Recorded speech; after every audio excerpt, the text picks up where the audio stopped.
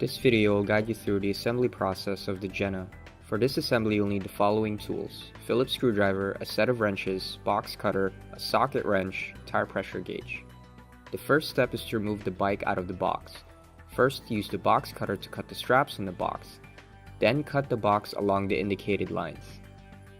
Inside the box, you should find the following: carrying case, charger, floor mat, front wheel, mirrors, nuts and bolts, pedal arms, cell phone holder, rain poncho, wheel caps, and pedals. After removing the bike from the box, your bike should look close to the following.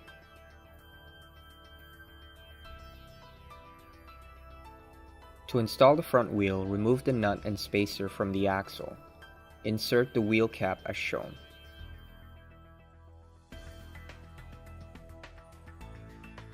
Align the front wheel with the fork and insert the brake drum inside the rim.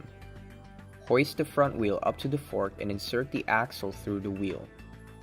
Place the spacer in between the rim and the fork and push the axle through the fork. Fasten the wheel cap on the other end with the nut provided. Tighten both nuts with a socket wrench.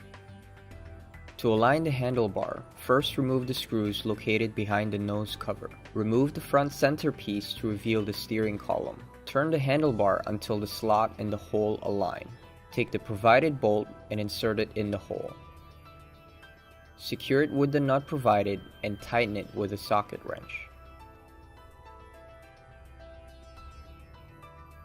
Reattach the front centerpiece and fasten both screws behind the nose cover. Let's now check the battery. Begin by inserting the key in the battery lock to release the bar. Grab the battery using the handles and remove it from the compartment. Locate the wiring harness and plug it into the battery. Reinsert the battery into the compartment and lock it in place. Cover the battery with a floor mat. To charge the battery, plug the charger to the port located in front of the seat and the other end to a 110-volt outlet. Pay attention to the indicator lights. Red means the battery is charging, green means it is fully charged. To start your e-bike, insert the key in the ignition and turn. Check to make sure the headlight and turn signals on the front are working. Make sure to check if the rear turn signals are working properly in addition to the brake lights.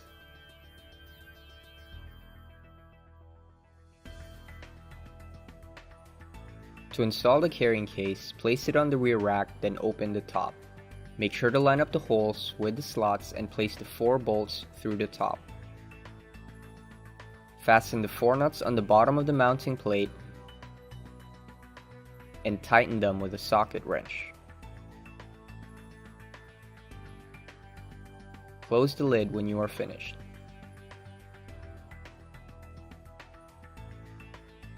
To install the mirrors, simply screw in the mirror to the appropriate side. Tighten the attached nut with a wrench.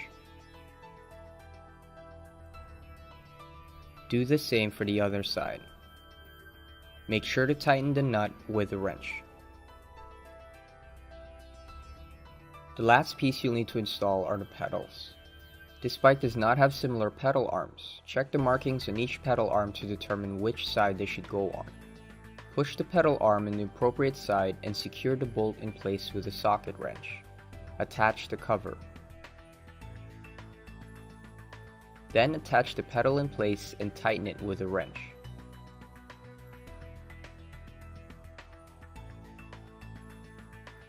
Repeat these steps on the other side. Note that the pedal arms should be parallel and pointing in the opposite direction. Attach the pedal and tighten it with a wrench. Check to make sure the chains properly spin when the pedals are rotated. Before you ride your bike, take 60 seconds to perform a quick check.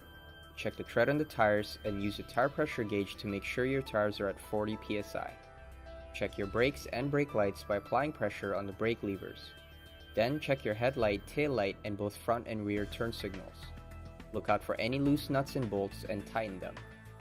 And lastly, check the battery charge by inspecting the battery indicator on the dashboard.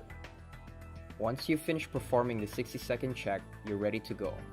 Remember to always wear a helmet and observe the rules on the road. Be safe out there. If you have any questions, visit our website at www.daymak.com.